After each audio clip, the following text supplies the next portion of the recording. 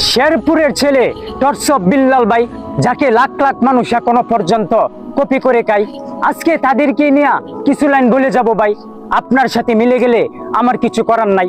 তাহলে শুনতে চাই আরেকটি ধাপ, মন দিয়া শুনেন সবাই।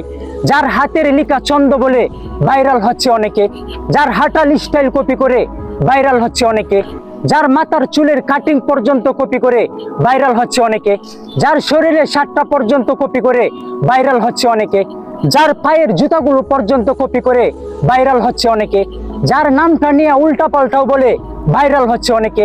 আজকে তাদের মধ্যে কেউ না কেউ কয়েকটা ফলোয়ার হওয়ার কারণে বিল্লাল ভাইকে নিয়ে তারাই সমালোচনা করে, আবার বলে বিল্লাল ভাই নাকি পাগল হয়ে গেছে। আর যখন বিল্লাল ভাই তার 44 লক্ষ টাকা ইনকামের কথা প্রকাশ করে, তখন বিল্লাল তাদের গরু, বিল্লাল তাদের অনুপ্রেরণা। আজ তাহলে বিল্লালকে নিয়ে কেন এত করো সমালোচনা? বুঝলাম বিল্লাল ভাইকে মনে হয় আগের মতো আর ভালো লাগে না। তো বিষয়টা কেন এমন হইল না, যে গরু পথ দেখাইছে সেই গরুর পথেই দিয়ে দিলাম কাটা।